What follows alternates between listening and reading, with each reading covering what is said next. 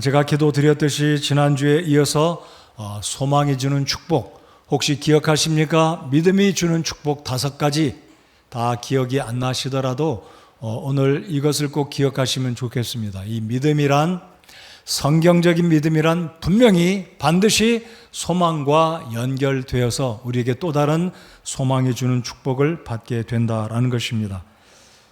제가 주보 서론에 이런 글을 적어 두었는데요. 과거에 한 유명한 크리스찬 설교자가 이런 글을 썼습니다. 사람들이 하나님을 믿기를 멈춘다면 그때부터 아무것도 믿지 않게 되는 것이 아니라 무엇이든지 믿게 될 것이다. 혹시 여러분 하나님을 향한 믿음이 있으시지만 아직까지 구원받지 않으신 분 가운데 하나님도 믿고 싶지만 또 다른 것을 믿고자 하신다면 제가 오늘 강력하게 확신 가운데 말씀을 드리는 것은 성경적인 믿음이 아닌 것은 맹목적인 믿음이며 미혹된 미신일 수밖에 없다는 것을 꼭 기억하시기 바랍니다. 다시 한번 제가 읽어볼까요? 사람들이 하나님 믿기를 멈추게 되면 아무것도 믿지 않게 되는 것이 아니라 무엇이든지 믿게 될 것이다. 굉장히 무서운 말입니다. 어찌 보면 믿음이라는 것은 우리를 위로하고 복된 길로 인도해 갈 것 같지만 맹목적인 믿음과 미신은 결국 잠언에 있는 말씀처럼 우리를 결국 진노의 사망의 길로 지옥불로 떨어지게 합니다. 여러분의 믿음은 성경적인 믿음인가요? 바른 믿음인가요? 예수님을 믿는 믿음인지 점검하시기 바랍니다. 자, 그리고 믿으셨다면 지난주에 말씀드렸듯이 이신칭의 믿음으로 의롭게 되어서 구원받았습니다. 자, 그리고 이제 오늘 본문 3절부터 한번 눈으로 보시기 바랍니다. 자, 구원받아서 의롭게 되었을 뿐만 아니라 또 다른 축복은요, 우리가 환난도 기뻐하나니 환난은 인내를, 그리고 인내는 체험을, 그래서 제가 지난주에 이 체험은 헬라어의 원어의 의미를 비추어 볼 때 이 체험은 캐릭터, 우리의 성품과 우리의 인품을 빚어서 하나님 앞에 인정받는 믿음, 고난이 와도 무너지지 않고 하나님을 기쁘시게 하는 정금과 같은 성숙된 믿음을, 성숙된 인품을 지니게 한다라고 말씀을 드렸습니다. 자, 그리고 이어지는 이제 이 체험 또는 이 캐릭터는 소망을 이루는 줄 우리가 안다라고 바울 사도를 통해 하나님께서 우리를 가르쳐주고 계십니다. 자, 5절에 제가 이 말씀을 묵상할 때 얼마나 기쁘고 하나님께 감사했는지 모릅니다. 소망이 우리를 부끄럽게 하지 아니함은. 저와 여러분이 분명히 믿음으로 구원받았다면 하나님께서 성경적인 믿음과 아울러서 성경적인 소망을 주시는데 이 소망은 산 소망인데요. 5절에 이 소망은 우리를 부끄럽게 하지 아니합니다. 여러분의 소망이 부끄럽지 않은 소망인 줄 하나님께 믿고 감사하시기 바랍니다.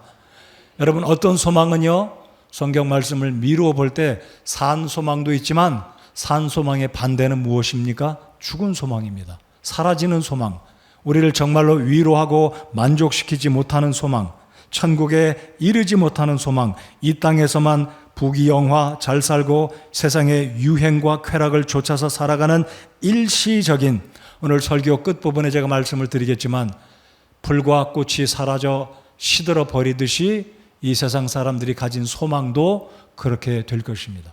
그러나 우리 기뻐하십시다. 믿음으로 말미암은 하나님이 주신 이 소망은 살아있는 소망이요, 나아가 플러스 우리를 부끄럽게 하지 않는 소망이다라는 겁니다. 이제 다음번에 제가 이 말씀과 연관된 사랑, 그래서 이 5장 1절로 10절까지 11절까지 보시면 믿음과 소망과 사랑이 다 등장되어 있습니다. 여러분 기억하시죠? 고린도전서 13장의 바울 사도가 사랑장의 끝부분에 결론적으로 내리는 이야기, 믿음과 소망과 사랑, 이 셋은 항상 있을 것이나 연관되어 있습니다.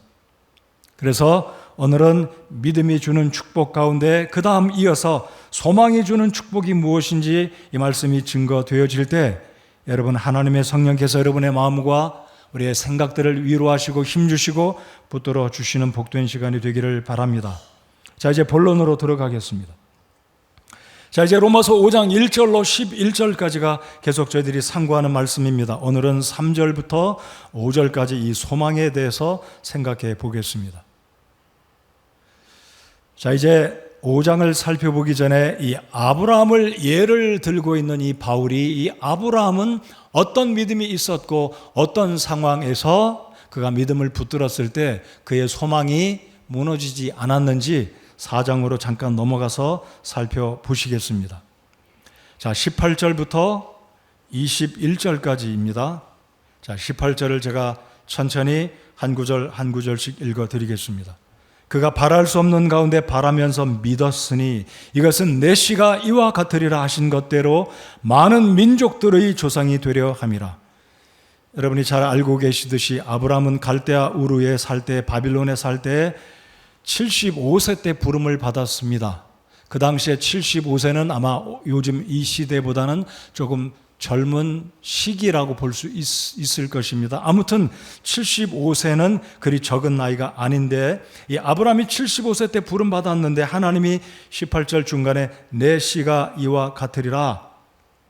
창세기 12장, 13장, 14장, 15장, 17장까지 보시면 하나님은 거듭해서 아브라함에게 리마인드, 믿음이 없어지지 않고 하나님을 붙들도록 상기시켜 주시는 말씀 가운데 이런 구절도 있습니다.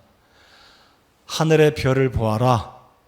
하늘의 수많은 별들을 내가 셀 수 없듯이 너의 몸에서 장차 너의 후손들, 너의 자손들이 그와 같이 하늘의 별들처럼 많이 생길 것이다. 바닷가의 모래처럼 내가 많은 민족의 조상이 될 것이다 약속해 주셨습니다. 근데 여러분 17절, 18절, 19절 계속 보시면 어느덧 아브라함의 나이가 100세쯤 되었습니다. 19절 보십시오. 그가 100세쯤 되었을 때에도 정확히 99세였습니다.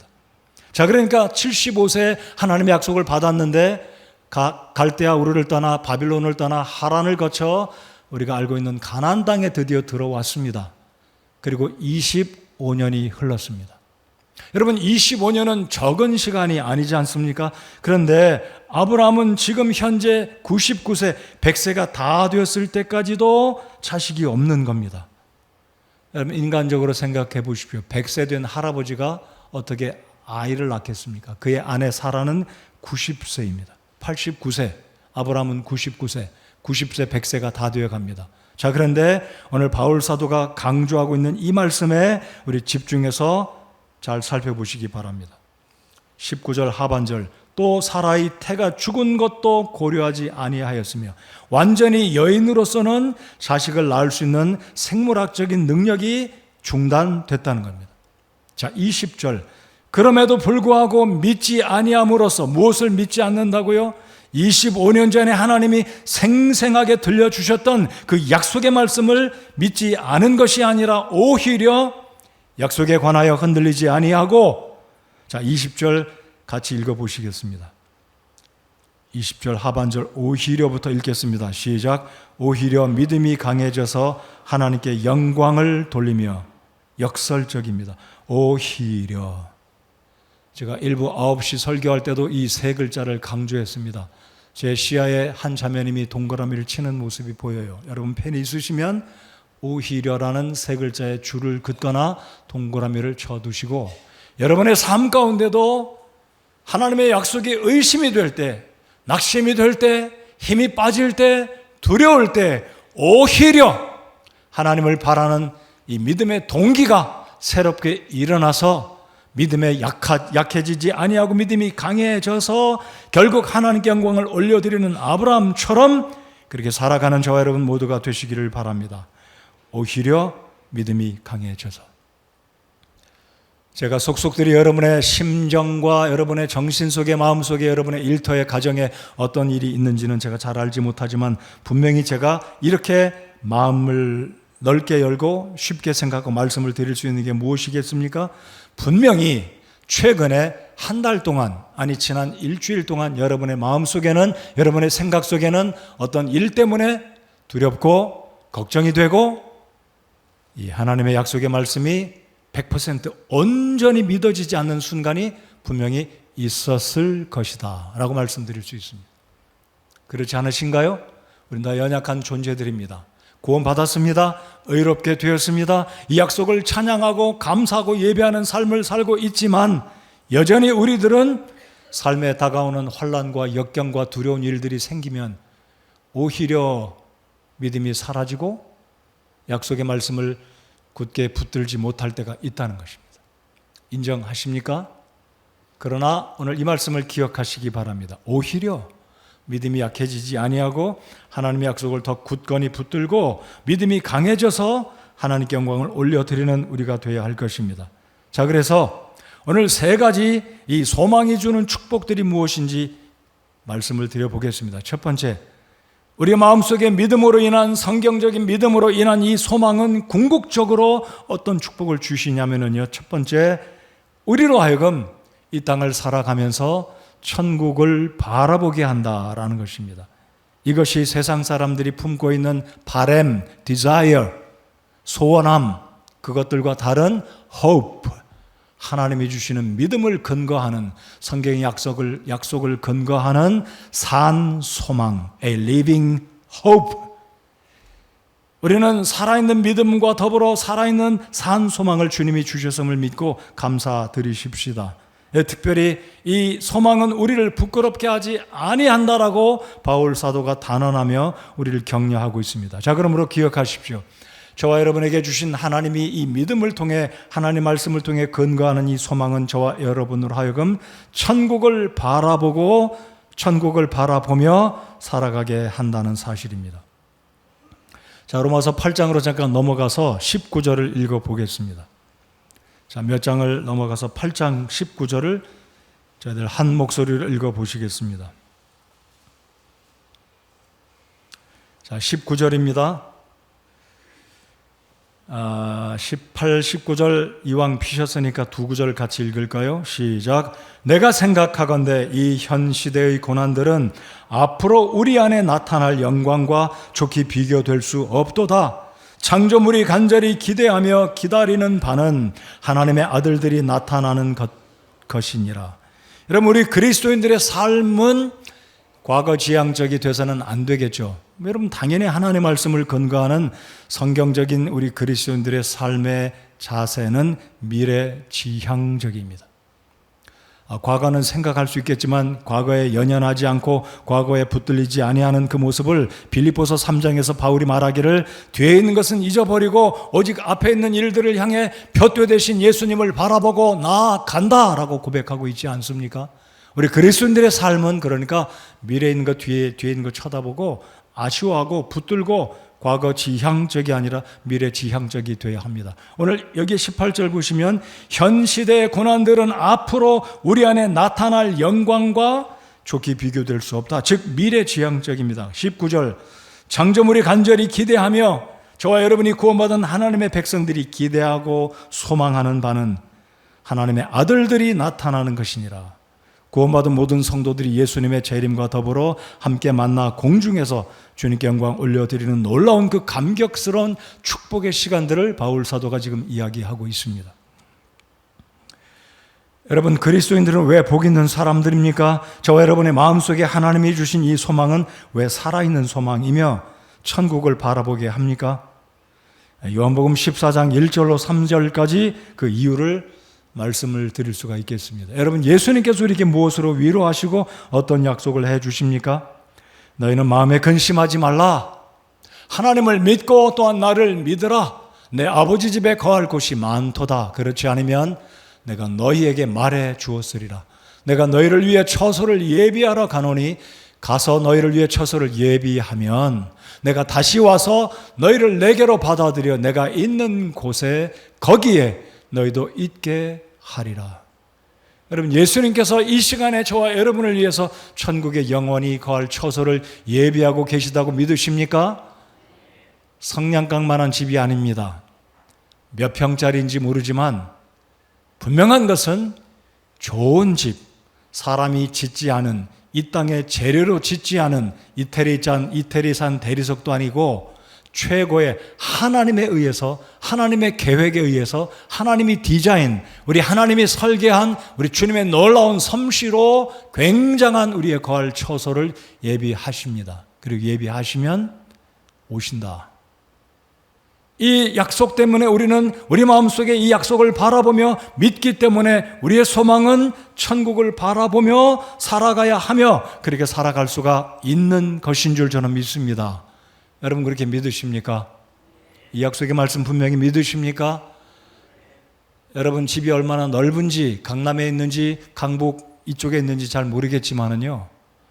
그러나 그것들은 결국 언젠가는 예수님이 오실 때 우리가 다시는 살 수도 없고 짊어지고 갈 수도 없습니다. 정확히 말씀드리면 다 불타고 사라지고 말 것입니다.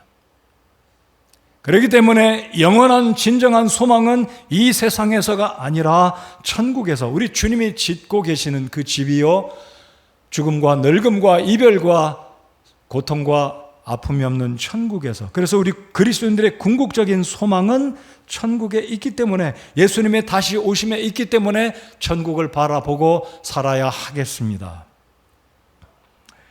여러분 누가복음 12장에 굉장히 대조적인 이 말씀을 주님께서 들려주십니다.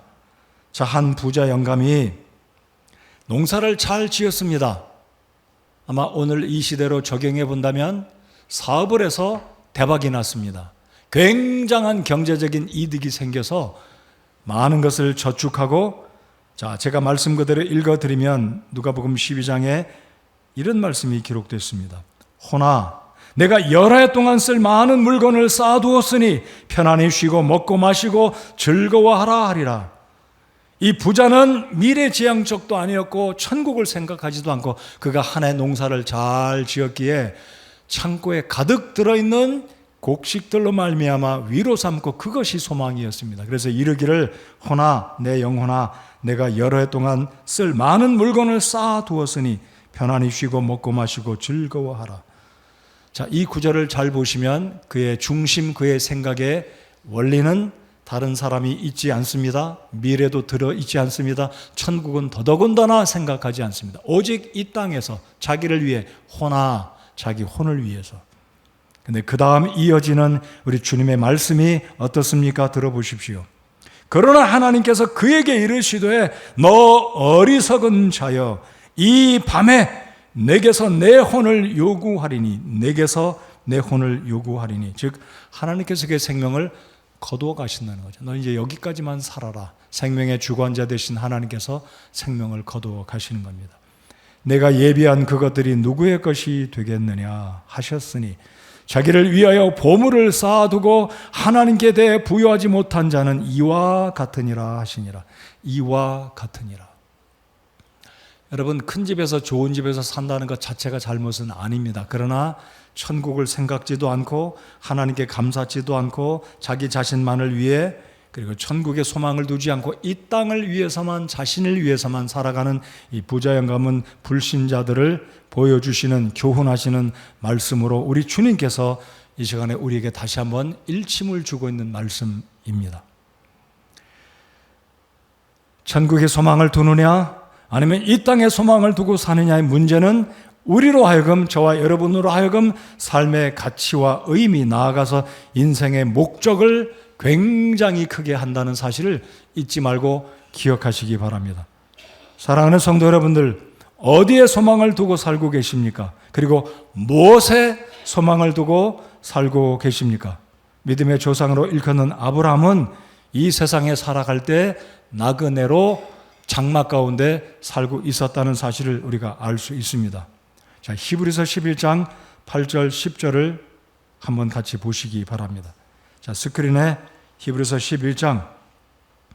자, 믿음의 영웅들이 등장하는 이 히브리서 11장에는 아벨을 비롯해서 쭉 믿음의 사람들이 언급되고 있습니다. 자, 믿음으로 아브라함은 부르심을 받아 훗날 상속 재산으로 받게 될 곳으로 나가면서 순종하였고 자기가 어디로 가는지 알지 못한 채 나갔으며 믿음으로 그는 낯선 나라에 머무는 것 같이 약속의 땅에 머물렀고 자기와 함께 동일한 약속의 상속자가 된 이삭과 야곱과 함께 장막들에 거하였으니 이는 그가 기초들이 있는 한 도시를 바랐기 때문이라. 그것의 건축자와 만드신 분은 하나님이시니라. 여러분, 아브라함은 75세 때 부름을 받고 살기 좋았던 고고학자들이 말하는 고대 도시 갈대아 우루, 당시에 20만 명 이상 2층 3층 집을 살고 살았던 경제적인 부유 도시를 떠나 믿음으로 갈 바를 알지 못하는, 한 번도 가지 못했던, 아니 동서남북 어딘지도 모르는 미지의 땅을 믿음으로 나아갔습니다. 그리고 마침내 가나안 땅에 도착했고, 부자였던 당대 거부였던 족장 아브라함은 집을 짓고 살지 않았고, 그 자신뿐만 아니라 아들 이삭도 손자 야곱도 장막에 거하면서 한 도시를 바라보았습니다. 그 도시는 어디일까요? 오늘날의 LA일까요? 뉴욕일까요? 동경일까요? 아니면 강남 압구 정동일까요? 아닙니다.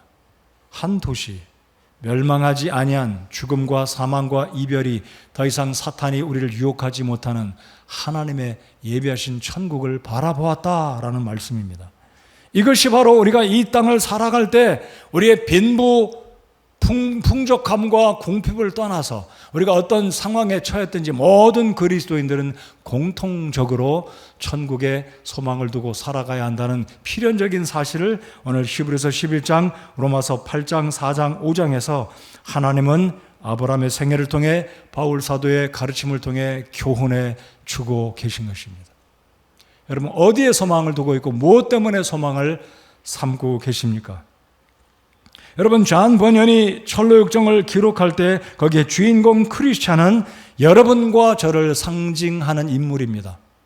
여러분이 크리스찬이 천국을 향해 가지 않습니까? 멸망의 도시를 떠나 천국을 가는데 그가 한 번은 반드시 통과해야만 하는 유혹의 장터, 환락의 도시를, 환락의 시장을 지나쳐 가야만 했었습니다. 근데 이 크리스찬은 천국을 향한 굳건한 소망, 믿음이 있었기에 그곳에 유혹받지 않고 수많은 상인들이 많은 것들로, 보물로, 금과 은으로, 요상한 것들로 유혹했지만 크리스찬은 눈 하나 깜짝이지 않고 믿음으로 천국을 향해 계속해서 앞으로 전진하며 유혹을 물리치고 마침내 천국에 들어가는 복을 받았음을 우리가 발견합니다.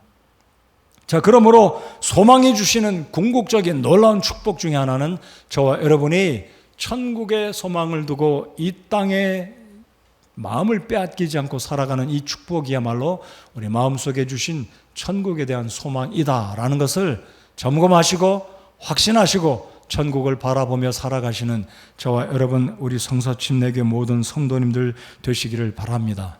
자, 두 번째로 소망이 주는 축복은 무엇이겠습니까? 자, 주보를 보시면 소망은 바랄 수 없는 절망적인 상황에서도 하나님의 약속을 바라고 믿게 합니다. 자, 아브라함이 그랬으니까요.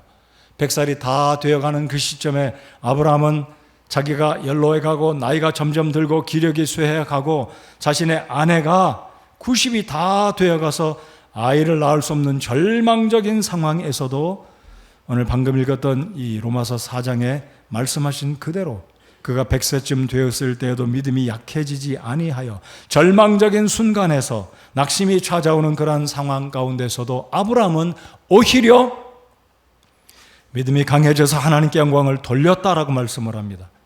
자, 21절 우리 한번 같이 한 목소리로 읽으면 좋겠습니다. 4장 21절을 같이 한번 읽어보시겠습니다.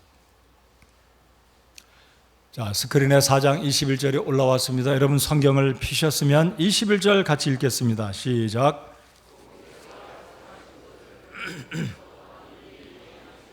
온전히 확신하였으니 그분께서 약속하신 것을 이행하실 줄로 온전히 확신하였습니다. 그러므로 그 결과는 22절, 그러므로 그분께서 하나님께서 그것을 그에게 의로 인정하셨느니라. 구원받는 믿음으로 구원받은 하나님의 사람으로 의로 칭의롭다 하나님께서 인정해 주신 것입니다. 그래서 이 소망이란 두 번째 축복은 저와 여러분으로 하여금 어떤 절망적인 상황에서도 어려운 여건 가운데서도 우리로 하여금 절망하고 지치고 낙심하고 하나님의 약속을 의심하게 하는 것이 아니라 오히려 하나님의 약속을 끝까지 붙들고 믿게 함으로 하나님께 영광을 올려드리는 삶을 살아갈 수가 있다는 것입니다. 창세기 21장 1절에서 3절까지 하나님이 드디어 100세가 된 아브라함, 90세가 된 사라를 찾아가시는 모습, 그리고 드디어 이 부부에게 이삭이 태어나는 모습을 기록합니다. 자, 창세기 21장 1절로 3절까지 눈으로 보시겠습니다. 주께서 친히 말씀하신 대로 사라를 찾아오셨고 또 주께서 친히 이르신 대로 사라에게 행하셨으므로 사라가 수태하여 하나님께서 아브라함에게 말씀하신 그 정한 때에 늙은 나이에 아브라함에게 아들을 낳으니 아브라함이 자기에게 태어난 자기 아들 곧 사라가 자기에게 낳아준 아들의 이름을 스마일, 이삭, 이삭이라고 부르게 됐습니다. 여러분, 우리 선교사님의 퍼스트 네임이 뭔지 아시죠? 표수단은 성이십니다. 우리 선교사님의 퍼스트 네임이 이삭이셨어요. 아이삭 포스터. 여러분, 이삭의 이름의 뜻이 뭐라고요? 웃음입니다.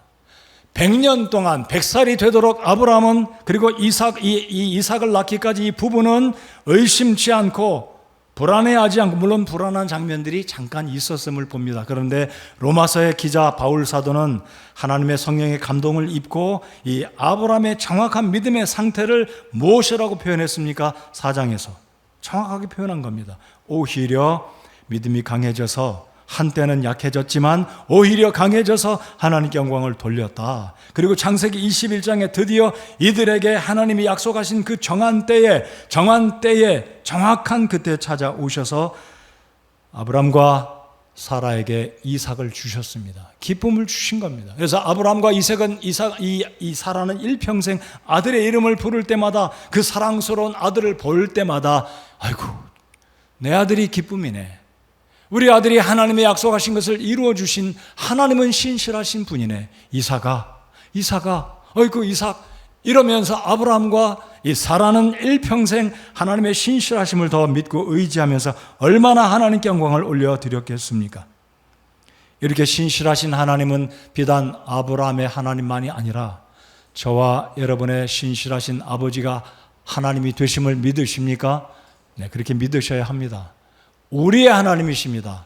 나의 아버지 하나님이십니다. 옆에 있는 형제 자매님께 그렇게 말씀해 보십시오. 형제의 하나님입니다. 자매의 하나님입니다. 서로 그렇게 격려해 주시기 바랍니다. 진짜 그런가요? 제가 시키니까 부탁드리니까 하는 게 아니라 진심에서 축하하기 위해서 하신 말씀인가요? 네, 제가 그렇게 믿겠습니다. 저도 여러분께서 그렇게 들려주신 줄을 믿겠습니다. 하나님은 우리에게 이삭을 주시는 하나님이십니다. 절망하지 마시고, 낙심하지 마시고, 슬럼프에 빠지지 마시고, 빠지셨을지라도 다시 이삭을 생각하십시오. 정한 때 하나님이 찾아가셨고 아브람과 사라에게 기쁨을 주신, 웃음을 주신 그 하나님은 지금도 살아계시고 나에게 기쁨을 주시는 하나님이실 겁니다. 자, 세 번째로, 우리 하나님은 소망을 통해서 궁극적으로 우리 몸의 구원을 완성해 주시는 하나님이십니다. 우리의 영혼의 구원을 완성하시는 하나님이십니다. 자, 우리가 5장 1절에 우리가 믿었을 때에 의롭게 되었다. 5장 1절 우리 한 번 더 같이 읽어보시겠습니다. 1절 시작. 그러므로 우리가 믿음으로 의롭게 되어 우리 주 예수 그리스도를 통해 하나님과의 화평을 누리는 도다. 여러분, 하나님과 화평을 누리고 마음속에 정확하게 표현을 드리면 평안하다는 거예요. 천국 갈 수 있는 것을 생각하니까 그 죄의 짐을 벗어버리고 죄의 그 고통을, 죄의 부끄러움을 다 벗어버리고 평안을 누리게 되었습니다. 자, 그런데 이제 이 의롭게 된 것 이상으로 또 다른 축복을 주시는 것은 영혼의 구원 이외에도 우리 몸의 구원을 궁극적으로 하나님은 이루신다라는 겁니다. 저와 여러분은 구원받은 시간이 다 다르지만은요, 공통적인 게 있습니다. 저는 구원받은 지 이제 계산을 해야 되는데 16살 때 구원받고 제가 62세니까요. 몇 년 됐는데 빨리 계산해 주시면 좋겠어요. 자, 그러니까요, 저와 여러분은 구원받은 시간이 다 달라요. 그러나 몸의 구원은 똑같을 수 있어요. 언제냐면 예수님이 오시는 순간에는 모든 구원받은 사람은 일제히 공중으로 올라가서 우리 몸의 구원을 eventually 궁극적으로 받게 될 겁니다. 여러분, 우리 몸은 아직 구원받지 못했어요. 지금도 우리 몸은 구원받고 있습니다. 기뻐하시고 감사하십시다. 여러분, 헷갈리시나요? 우리 몸은 아직 구원 못 받았어요. 왜입니까? 여전히 세상 가운데는 유혹도 있고 몸에 질병도 있고 환난도 있고 역경도 찾아오고 우리의 대적 원수 마귀는 계속해서 우리를 공격하고 힘들게 하고 있기 때문에 우리의 몸 자체는 여전히 구원을 받아가고 있습니다. 근데 어느 날 우리의 이 구원의 소망을 붙들고 예수님의 오심을 사모하는 그때 아니면 하나님이 성도여, 형제여, 자매여, 너 이제 그만 살고 내 곁으로 오거라. 너 이 세상 고생 족하다. 이제 내가 너를 더 이상 수고도 눈물도 질병도 아픔도 없는 천국에 데려가겠다. 그러면 우리가 그렇게 말할지 모르겠습니다. 주님, 제가 조금 더 살고 싶어요. 1년만 더 살게 해주십시오. 그렇게 말씀드릴 수 있을지 모르지만 하나님이 불러가시는 순간 우리는 이 세상의 모든 수고와 고통과 염려와 죽음의 문턱을 넘어서 다시는 눈물도 아픔도 요한계시록 21장에서 말하는 그 말씀처럼 수고가 없는 천국에 들어가서 궁극적으로 우리의 몸이 구원받게 될 것을 믿으시기 바랍니다. 그때가 올 거예요. 예수님이 오시거나 아니면 주님이 우리를 불러가시면 그때는 우리의 몸이 진짜로 영원히 이미 구원받았고 우리의 몸 또한 이제 완벽하게 구원받게 되는 이것이 바로 하나님이 소망을 통해서 모든 그리스도인들에게 주시는 영과 혼과 특별히 몸의 구원을 이루어 주신다라는 산 소망이 있기 때문이다라는 겁니다. 여러분, 이 날을 기대하십니까? 모르겠습니다. 여러분 중에는 사명 때문에 하나님 저 10년만 더 기회 주십시오. 그런 분이 계실지 모르겠어요. 나쁜 것은 아니라고 생각합니다. 그런데 이 세상에 사는 게 너무나 재미있으니까 돈 쓰는 재미 때문에 세상 쾌락 때문에 하나님도 1년만 더 살겠습니다. 이러면 하나님께 안 되죠. 우리 정신을 잘 차려보고 생각하고 나의 궁극적인 소망은 천국에 있는지 무엇 때문에 소망을 품고 있는지 아니 내 궁극적인 소망은 예수님께서 오시는 날 아니면 하나님 나를 불러가시면 궁극적인 내 몸까지도 구원받고 영광 가운데 우리 주님을 높이게 되는 천국으로 입성하게 된다는 이 소망이 주시는 축복을 꼭 기억하시고 확신하시는 저와 여러분 모두가 되시기 바랍니다. 이런 소망이 진짜 있으신가요? 여러분 구원 받으셨습니까? 주님이 오늘이라도 여러분을 부르신다면 제가 어제 장례식장을 두 곳을 갔다 왔어요. 하남시에 저 곤지암에 한 분은 97세 사셨고 한 분은 88세 사셨습니다. 두 분 다 장수하셨어요. 서경섭 집사님 88세 사시고 자손들 다 모아두고 이틀 전인가요? 다 불러두고 갑자기 자식들을 다 부르셨대요. 서정은 목사님이 이야기하는 걸 들어보니까 얼마나 복된 죽음이신지.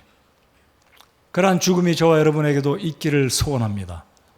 아무튼 죽음이 오면 우리는 진짜로 하나님이 예비하신 예수님이 예비하신 천국에 들어가서 궁극적인 우리의 소망은 우리 몸의 구원을 받고 우리를 구원하신 주님을 찬양하며 천국에서 천사들과 더불어 앞서간 성도들과 더불어 앞서간 나의 아내, 나의 남편, 나의 자식들, 우리 부모님과 더불어 천국에서 영원히 복락을 누리게 될 것입니다.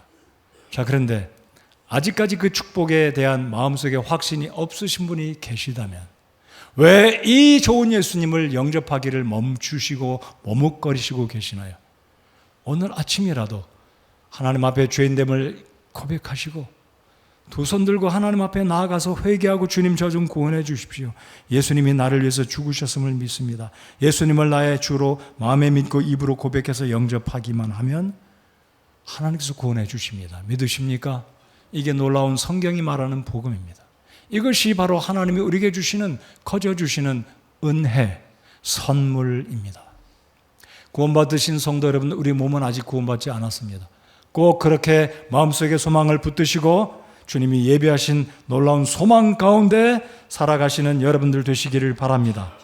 제가 사진을 한 장 유대인 홀로코스트 가운데 생존했던 유명한 정신학자요 신경학자, 심리학자인 빅터 프랭클이라는 사람을 소개해 드리겠습니다. 이분은 인본주의 심리학자들에게 일침을 주었고 성경적인 심리학의 가르침을 준 많은 책을 쓴 분인데요. 이분이 홀로코스트, 그 유명한 폴란드에 있는 아우슈비츠 독가스 수용소에서 살아남은 분입니다. 이분 자신도 살아남았을 뿐만 아니라 600만 명 가운데 독가스실에서 굶주림 가운데 생체 시험 가운데 죽어갔던 많은 사람들 가운데 생존자들을 하나씩 연구한 결과를 책으로 발표했는데 그 내용은 여러분이 들어보셨을 것 같지만 이런 얘기입니다. 희망을 포기한 사람보다 소망을 잃지 않는 사람이 마지막까지 살아남았음을 증언한 것입니다. 아무리 고통스럽고 굶주리고 학대받고 매를 맞고 육신적인 기력이 다 떨어져서 죽어갈 듯 할지라도 마음속에 소망을 품고 있는 사람들은 자신뿐만 아니라 옆에 있는 동료들에게 찾아가서 위로하고 소망을 불어넣어 주었던 사람들은 생존율이 쭉 올라가서 본인들이 생존하였다라는 놀라운 결론을 이 책 속에 의미를 찾는 인간의 탐색이라는 책 속에 이야기하고 증거를 남겼습니다. 그렇습니다. 우리는 우리의 삶 가운데 이 땅을 살아가는 동안에 경제적인 어려움 때문에 정신적인 문제 때문에 기타 등등의 여러 가지 문제와 고통과 좌절 가운데 있다 할지라도 하나님이 주신 성경적인 믿음에 근거하는 산 소망을 붙들고 하나님의 약속의 말씀을 붙드는 사람들은 하나님께서 그의 믿음대로 그의 소망대로 축복을 주실 것입니다. 자, 오늘 의미가 있는 말씀 한 구절을 제가 여러분과 함께 펴서 읽어보기 바랍니다. 고린도전서 15장을 스크린에 띄워주시기 바랍니다. 고린도전서 15장 19절 20절을 열어주시면 고맙겠습니다. 고린도전서 15장 19절 20절입니다. 자, 바울 사도가 이 고린도전서 15장에 소위 말하는 부활장의 끝부분에 이런 말씀을 적어둡니다. 19절 20절. 자, 여러분이 그리고 제가 가진 소망이 어떤 소망인지 바울 사도가 19절에서 말씀합니다. 우리 같이 읽어보시겠습니다. 시작. 만일 우리가 이 세상 삶을 사는 동안에만 그리스도 안에서 소망을 갖는다면 모든 사람들 중에 우리가 가장 비참한 자니라. 자, 이 말씀의 뜻 어렵지 않기 때문에 다들 이해하셨으리라 믿습니다. 저와 여러분이 가진 소망이 이 세상에서 사는 70년 동안만 또는 80년 동안만 아니면 장수하시는 분들은 90년 동안만 사시는 그런 삶의 기간 동안만 있는 소망이고 죽는 순간 이 소망이 다 거품처럼 먼지처럼 사라지고 만 거라면 그리스도인들은 가장 불쌍한 비참한 자다라는 거예요. 개역성경엔 이렇게 말씀하지 않았습니까? 이 세상에 사는 동안만에 우리가 갖고 있는 이 소망이 이 세상에 있는 것만이라면 우리가 가장 불쌍한 자다.